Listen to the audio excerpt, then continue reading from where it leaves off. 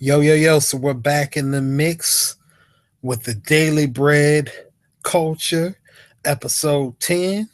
What a milestone for us, definitely. Thanks for everybody that's been tuning in to us. I'm going to kick it off with a couple of things. Of course, it's me, myself, Adolphus underscore Savage, kicking it with my boy Ron. We're just going Yeah. to. We're just gonna kind of just see where it goes for us today. So, Ryan, haven't discussed this with you yet, but of course, I've started Uber, just to kind of generate a little extra money here and there, and actually, it's been pretty interesting. So, I just kind of wanted to tell a story that I heard from this guy. Basically, what he was saying, this guy, just a little background on him. He's from the Ukraine. So we were talking about different things and different cultures, travel, and things like that. One of the jewels that he dropped on me is we were talking about Ukrainian people, men and women in America. And he was saying that he lives in Chicago. And basically, he was saying that it went from when he moved there 10, 15 years ago. They have now established their own community within Chicago. They've established their own bank, their own insurance, their own churches, and different things like that.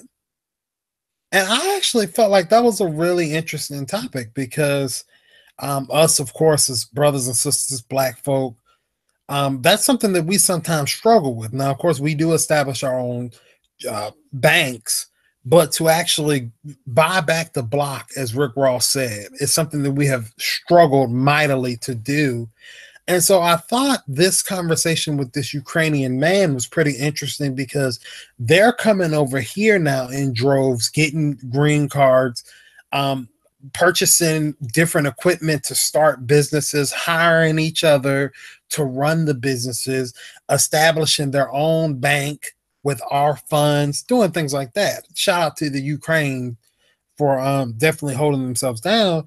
But I just think that it's sad that we have so many pre-established black people. And truly, I think that it's crazy, but I really think certain mentalities that have been instilled in us make us not resent each other, make us not want to work with one another. And I think that that's just an odd thing that someone or a group of people can come over to America and come to cities like New York, to Chicago, to now even Charlotte, because I used to work with a woman who was from the Ukraine and she talked about how they were building up here in Charlotte. But they can come here, establish businesses, establish their own money, establish a Ukraine dollar, which is something that we as black people, we have the dollar, but we refuse to invest in the black dollar. So I just wanted to drop that little tidbit for you guys today. And I just thought it was really interesting that we have people from the Ukraine coming over here now and they're able to establish things. And black people are still behind fighting over J's and making stupid fight videos and doing all that stuff. So I'm going to kick it over to, of course, you, Ron. What are your thoughts on that? Man, that shit sounds good, man. You know what? I always kind of try to figure out how in the hell that's done. Like, I would love to know some. I would love for somebody just to tell me what exactly did they do.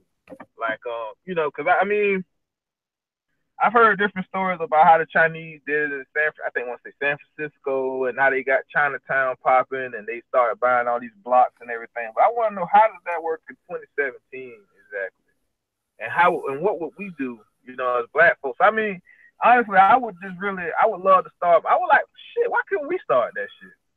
I mean, Exactly. honestly, I would like to be like, hey, whoever think like us, whoever see us, like, I would like to take the Daily Bread community, the Daily Bread culture, black culture too. I mean, we do need some shit, man. No offense to anybody out there that's not black. If you don't understand, I don't give a fuck. You know what I'm saying? But Yeah. truthfully, I would love for us to be able to come together and just start with something small, even if it's $100 a piece.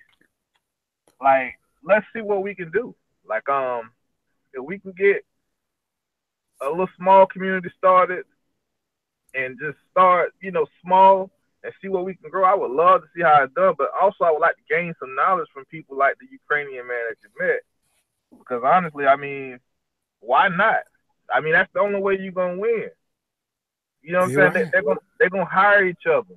They're gonna make sure they got places to stay. They're gonna make sure that they're not overspending money when they probably going to eat in their restaurants. They probably making sure all types of little small things, making sure they're being taught well as far as their kids, and they're making sure that they know what's next as far as what they're gonna buy to continue to grow. Like they're gonna give themselves a chance to compete. Yeah. And like people gotta understand, like I laugh at people that don't really understand the fact of what the group economics can do. Like they're practicing group economics, and we don't even practice that. Everybody talking about black community in the black community. I'm gonna be honest with y'all niggas. It ain't no goddamn black community. These are black areas, black neighborhoods where we're housed and where we living at. But we don't own shit over there. Like you know what I'm saying? It might be one or two people per block that might own their house, or it might be one or two people. It should not even one or two people that probably own the damn store. So it's like, and I ain't say store.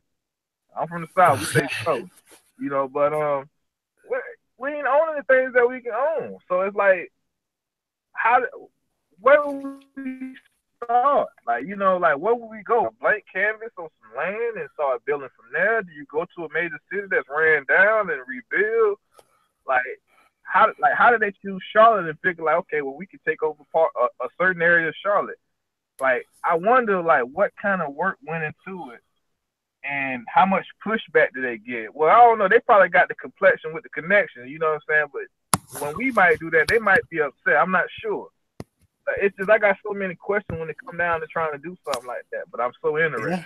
Yeah. And it is something that you have to question. I think just from having, like, we had a long conversation, me and this guy, and some of the things that I picked up on, like, he's from Chicago. He came here to Charlotte to visit a person that he grew up with, and to kind of help him out and stuff like that. And he was basically saying what they do is they're like a family to one another.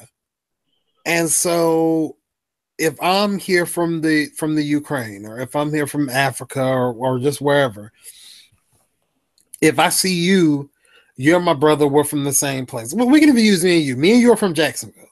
You moved to Right. Charlotte. We're both outcasts from Jacksonville. Right. Okay, the next step that we do is we find more people from Jacksonville. And what we would basically do is, because we're native Jacksonvillians, you may open up a food store in Jacksonville, and I may buy my food strictly from you because it's Jacksonville and that's what I like. For your food company, you may need trucks that can go pick up goods from Jacksonville that you may need that are Jacksonville specific. So now we share that dollar, and you own the food company, I own the trucks for it. So now we work together with that. And then we go, okay, well, now we need to have something else, some land to invest in or something like that. They help one another in different things, and they all grow together. And that's something, honestly, that I've been looking at and thinking about lately, because, of course, you guys know me. I'm from the Committee Podcast. And so I'm always trying to brainstorm on different ways to really get out there. So one of the things that we've developed is trying to see if we can just develop a real, like, a street team. And one thing that I was thinking of, I was like, you know what I can do? I can reach out to the different people that I know that are small business owners within, classmates, friends, people I've met over the years. And what I can start to do is promote their businesses, and hopefully they'll promote mine. That would be my thinking. But honestly, Ron, man, I've seen it, and I have it here personally with people that I know, and they still won't do it. It's like the people there are so afraid of you getting ahead of them that they'll just continue to keep you down. Like, I never understood that. I bet you if it was Kanye West, I bet you their ass would do it. Yeah, if it was anybody other than me, because like I said, I'm looking around. I'm like, okay, you're a small business, you're a small business, you're a small business. And I've even done a test run in this, honestly. I never said anything to anybody, but there's been some people on my timeline. I'm not going to point any specifics, but I started to share a lot of their stuff, comment on a lot of their stuff, share it, share it, share it. I'm looking at, hey, are you going to like what I'm doing? And then I would purposely send them an invite to like my business page. And then, I don't, I'm gonna have to check and see, but at this point, I don't ever see them liking the things I'm doing on my business page. I don't ever see them, hey, this is so and so from whatever, check out this podcast. I like this podcast. The main people I see do this are either people that I have personally paid, or like there's this one woman, her name is like Antonice or something like that, and she does like a bunch of different things, and she sells like body wraps and teas and does credit repair. I don't, she does like a bunch of that all in one. Now she'll do a promo for me if I ask her to, only because I do a promo for her. But it's like an understood business that we have. Like I'll go ahead and promote on my page if you shout me out on yours. And it's like me and her were on that same wavelength, but honestly, there's so many niggas that are not on that wavelength. Like it's so many people that I know I have a podcast. No, hey, all I have to do is share it. I'm not asking you to do it as much as this or that, but a share, that's all I'm asking. A share, a like here and there. It's not gonna hurt you. And sometimes I wonder, man, it's like, these are some of the seeds that have grown in our community that show that we'll never have unity in the community. Because I'll sit here and I look at everybody as an opportunity to build a brand and be themselves. And these same people can't even donate 2 seconds to click a like. 2 seconds for a share. Now, how the hell are we gonna buy back the block if I can't even get a share online? I can tell you right now, man. I've been doing stuff for like the past almost 5 years. People know I've had a business called Jack's Power Circle. Some people act like they never seen it, and then to make it so bad, I'm gonna go in on these niggas. Fuck this. You still got your little business. You know somebody hating when they put say little in front of any that damn thing that you're doing. They hate it. Your little business. You got your little modeling company. What you got? Little models? Everything little. Oh, you did your little fashion show. Yeah, because little is insignificant. That's the key word, in case everybody didn't know that.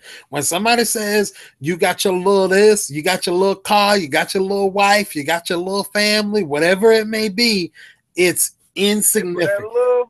They put that little on it, you done. You already know that they hand. Mm-hmm. And so the thing is like, I've been doing these things. I've been doing a lot of different business ventures. I done from either creative directing, from styling, from photo shoots, from shooting videos and making skits. When I tell you, I do not get no support from the people who I believe I should get the most support from. Mm-hmm. I don't get none. And in fact, I'm not gonna beg you. I'm a proud person. I'm not. It's just the thing. It's so funny. The people that tag me in they shit, they'll tag you. Hey, like my page, tag, and then they won't even like your shit. I'm talking about friends of like long time. They'll tag you in they shit, but they'll see that you got something going and won't even take the time out to go like your shit or repost your shit. Hey, y'all look out for my homeboy. I done spent money with people. I'm talking about there's some people I'm gonna leave them nameless, but shit, I know damn well I done spent good money with people. You know what I'm saying? Like, it's sad. It's like I should stop giving you my motherfucking business. Like, you know what I'm saying? I I should shouldn't stop send it giving with you you my no more. time. Yeah. If you can't even goddamn hit a damn button on your phone, but you want me to come spend money with you consistently, how? That shit don't make no goddamn sense. And Yeah, so I can't fuck with it. and so I look at it like I want to mess with people who just gets it. Like I really don't want to even focus on the people that do shit like that. Like that only looks out for themselves. You know, self. They want you to take everything they doing so seriously. They want you to stop what you're doing, drop everything, and look out for them. But then when it's your turn, it's your time to shine, they act like they don't see it. All of a sudden, no, I ain't even know.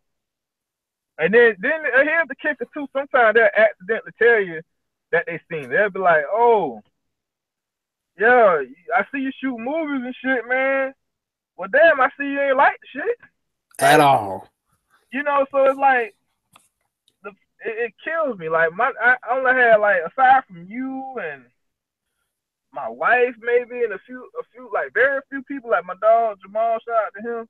Like he actually pulled me to the side and told me like, man, keep going. Like, you know what I'm saying? Like that meant the world to me for one of my friends to tell me, hey man, keep going with this shit. I see what you're doing. I like what you're doing. Don't stop. I don't get that often. It's people that just look at this shit, boy. Here you go again. You know what I'm saying? That's how they look at it. So it's sad that you would have to blow for people to finally fuck with your shit.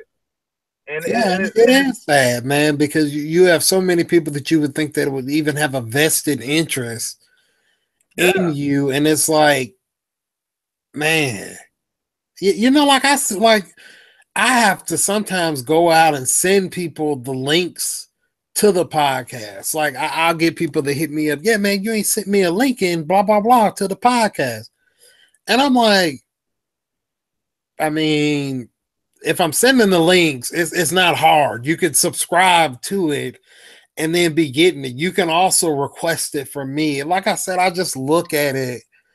And honestly, man, it could be a little bit disheartening because it's like you work your ass off for your product. Mm-hmm. And you're just not getting the recognition that I think I deserve. And like you said, I don't feel like I need to kiss ass and do this or do that. But dang, man, just a like, bro, like just a like. A simple share. Like my cousin, man, she showed me so much love. And it's stuff like that. Like, but it ain't that many. I got, how many cousins I got? And for them to be following my pages and for them to act like they don't see stuff. They don't see I'm talking about I had one cousin who got a business that I cannot use for myself at all. I don't use, you know what I'm saying? But I seen her post on her page. She didn't at me or tag me. She posted like, hey, can you share this? I shared it.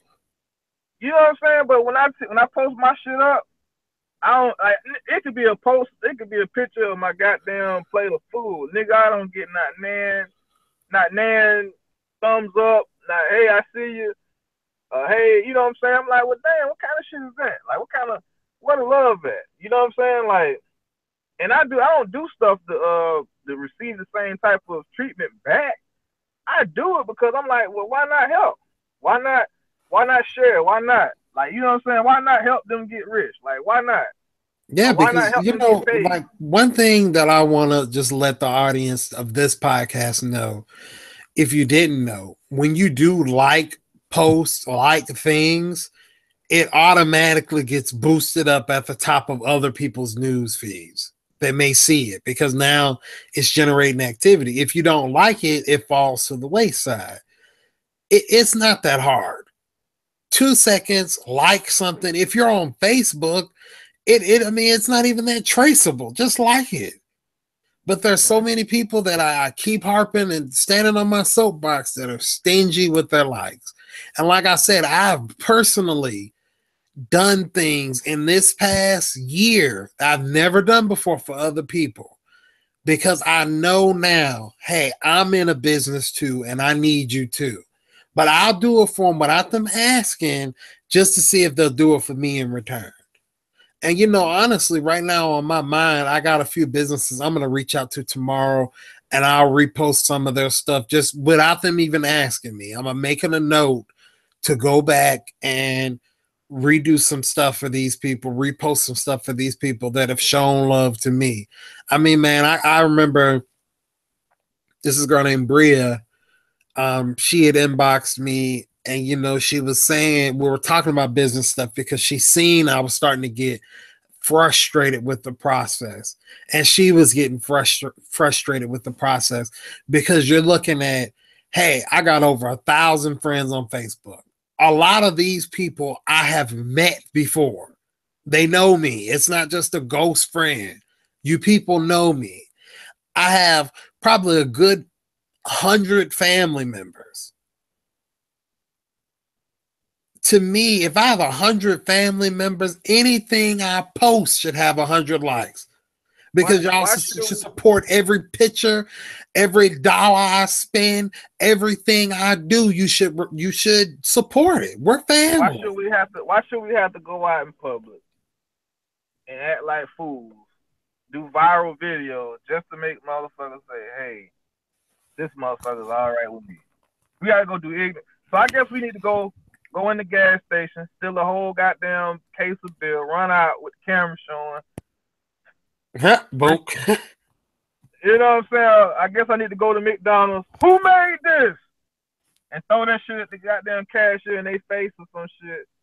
I guess I gotta go do teenage shit just to get y'all to be like, oh, I know that nigga. Oh, let me follow. I know him. No, I really know him. Like, y'all motherfuckers so green. I bet $5 if this goddamn when this podcast do the numbers that we expect them to do, when we reach our potential, you know how I'm talking about, because it's gonna happen. Like, I'm not gonna talk about it not happening. It's gonna happen. Then watch and see how many people sit here and act like they know who we are and want to brag that they know who we are. Like, why can't you do that when we're in the struggle phase? Why can't you be there when we're in practice? You know what I'm saying? Like, you can't like what Big Sean said. If they wasn't there for you in practice, that, you know what I'm saying, don't let them be there when you're in the game or some old shit like that. But however that goes, like, that shit is crazy to me. Like, whenever you're in that struggle phase, nobody cares. When you're making it, oh my God, oh, that's my dog, that's my friend. I know who he is. He watched this and to call his ass up. Like, come on, that's so lame to me. Like, what about when I was struggling, when I needed your help?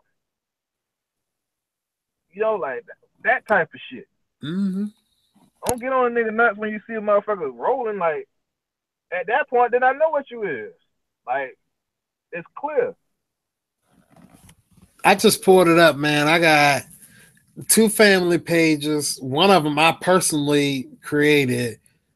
103 total family members that are within these groups. Who knows how many outside of them? I've created my own group for one of my podcasts. 130 members.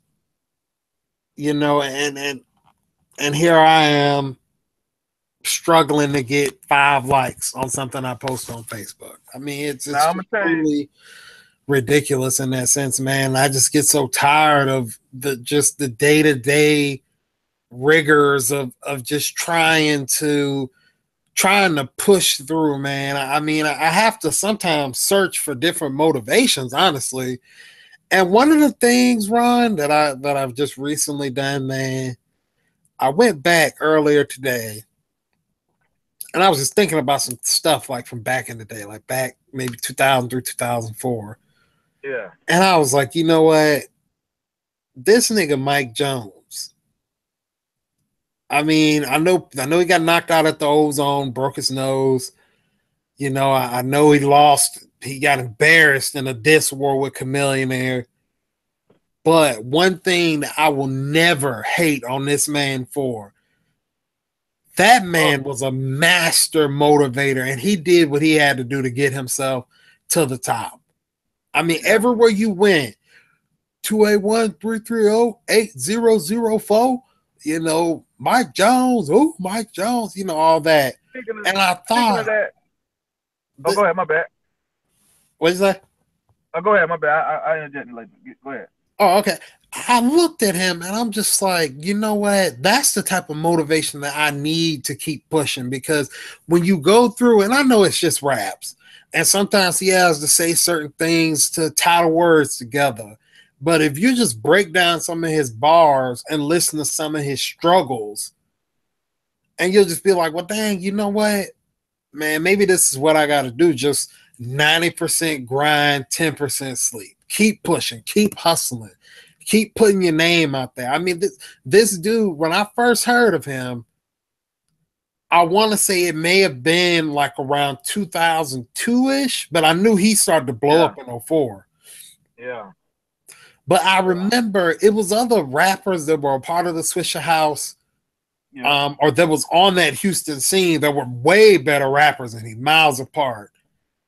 But his name, his ad libs, that telephone number, those set him apart from everyone else. So sometimes I think to myself, and I hate to copy what he did, but maybe I'm trying to get to the level where I can use that as a blueprint for myself. Like, hey, man, you know what? Just sit down, grind. Don't worry about the friends. Don't worry about the people. All that'll come. Back then, they didn't want you. But once I get hot, they all on me. And now, what song motivates you? Like, what song do you put on that'll motivate you? Like, that'll just get you in that mode of just like to get it. You're talking about just in general? What's a song that comes to your mind like that'll motivate you, like money wise or like grinding wise? What song that comes to mind? You're gonna probably be shocked, because this is probably the only song I listen to by this artist. It's probably one of the greats. But Eminem, 8 Mile Road. 1, 2, 50 Cent, Hustler's Ambition. Those two songs motivate me. Yeah. Whoa, why I had to get a L for the Eminem? That did catch me off guard. Yeah, that's what catches a lot. Bruh, he, to me, out of all his songs, his whole catalog, that song, he wrote it. I got to give him credit. Like, that song, you know, you hear the train tracks, and he, you know, once I'm over these tracks, man, I ain't gonna never look back. And it's just all about that, just that gritty grind. I got to get on my shit to get my family out of poverty. That's a song that really motivates me. I'm gonna tell you mine. It's like, this is a newer one, really, not new song, but newer. Mine is that goddamn "Fuck With Me, You Know I Got It." That way that shit come on with Pimp C talking about we from Africa, we kings and this in our blood, and for us to shine and shit like that. And next thing, that nigga, I just landed in Europe, nigga. Europe. Shop bears, I'm a tourist, nigga. I'm actually kind of surprised at that one. Like, fuck with me, you know I got that shit. It does something to me. Like, when I could play that shit 10 times in a row. And I like, if you listen, I'm talking about if you listen to the one without Jay-Z on it, the one with just Rick Ross on that shit, it sounds like he is motivating you to go out here and do what you want to do. Like, I swear on anything, go back and listen to the one without Jay-Z on it, just with Rick Ross. Like, that shit there goes hard. Like people like, fuck with me, you know I got it. Yeah, like that shit, I swear, man, when I hear Pimp C voice come on that bitch too, that just really takes it over the top for me, really. But that song right there is one of my current motivational songs, for real, for real. I'm gonna have to check it out. I don't think I've heard the version without Jay-Z, but definitely two different views on that. Because like I said, I'm on this Eminem. You know, I'm finna get ready to battle rap niggas to death, and we gonna fight till we get to the top. You know, shit. That's what I be on. Yeah, I mean, that's a good one. I mean, that surprised the shit out. I'm like, really? Yep, I'm not an Eminem fan, but that one song, I mean, he ripped it. You know. But I mean, I get where you're coming from with the Mike Jones effect. Like, you know, he like like back in the day when we used to watch the old infomercials, they used to say the same shit over and over and over. I think if you say to something, if you trying to memorize something, if you say it to yourself 32 times, you will remember it. Like, you know what I'm saying? So I'm not saying the commercial may say it, but like it might be like, listen to the Daily Bread podcast. The Daily Bread podcast, this. Daily Bread. And if you continuously hear the Daily Bread podcast so many different times, the shit's in your head. Like how you, like them damn annoying ass 411 pain commercials. Like, I didn't try to remember that shit, but I know it. Like, you know what I'm saying? Like, they did a good job of making sure you remember their name. And so, it's crazy. We talking marketing strategy to y'all, but I guess we have to get on some shit like that. I mean, I guess we have to be that damn, like, you know, if you think about DJ Khaled for one. Like, if you look at what DJ Khaled did, DJ Khaled was just very consistent and annoying, like, you know what I'm saying? Like, he was very pesky. Like, whatever he wanted, he didn't give a damn how many times he asked you. He was just gonna keep asking you. So because we ain't getting the results we want from our friends and family, I guess we need to get like DJ Khaled on these niggas too and just bug the shit out you. I'm not gonna move next door to you like how he did Jay-Z, but I guess I'm gonna have to start pulling up on y'all, just asking you to do this shit. Hey, hit subscribe. Hey, like it, share it. Hey, what's up, man? You didn't hit subscribe yet. I guess we got to get on that type of time out here, man, to finally get these results from our friends and family. Cause hell, if I got 200-300 followers as friends and family, that should be 200-300 shares. But y'all can't all give me the same excuse. Well, you know, I don't really get on Facebook like that. That's a goddamn lie. Cause I can put up some negative shit and I get a gang of likes. And if I put up, oh, me and my girl broke up, or you know, oh, I got a promotion from the job, all kind of likes, shares. I'm mad, this and that. But if I'm doing, I got my wife pregnant again. Oh shit, for real! Congratulations, yeah. Yeah, I could be like, hey, I got a new business. Oh, fuck that. Man, one or two likes, man. They treat us like the niggas that go door to door with that damn big ass plastic bin. You know what I'm talking about? You be at the house, you see them plastic bins coming up up your little walkway and shit. You see these little motherfuckers knocking on your door. They got all that shit that you don't want. They treat us like that online. Like, how they do that? Like, yeah, like I'm selling fucking Hoovers or something, man. That's how they treat a nigga. But you know what, man? This conversation, it's actually been pretty enlightening, man. I'm gonna have to. I was thinking today, I was like, man, I might start shouting out my motherfucking number and just being really aggressive with it. Man, you know what? We're gonna do that, and I'm gonna make an annoying ass. You know, I'm pretty good at making these like poster looking things. I'm gonna make one that just says Daily Bread Culture 1,000 times on it. I'm gonna just keep posting that shit up every day. Hey, yeah. I'm gonna post it up every hour. I'm gonna get one of them little bots or something. Make sure this shit keep posting it every hour. Hell yeah, to get y'all motherfuckers hooked. But man, I'm gonna go ahead. Let's go and wrap this thing up, man. It's been another great episode. Just want to give a shout out to everybody that's been down with us. You know, episode 10. Oh my, down for me niggas. It ain't many. Yeah. We got about 1 or 2 niggas. You know that shit go 1.5 probably. Yeah, man. The list is getting short about a year, man. It's crazy. But I'm a Dolphin Savage as always. Y'all know y'all can meet me at the crossroads where y'all won't be lonely, and I'm fucking out. All right. Well, you know it's me, Ron. Y'all know where to find me on them social sites. But, you know, we just 2 broke niggas in the Pinto hustling for that rent, though. Yeah, we out. Daily Bread, motherfuckers.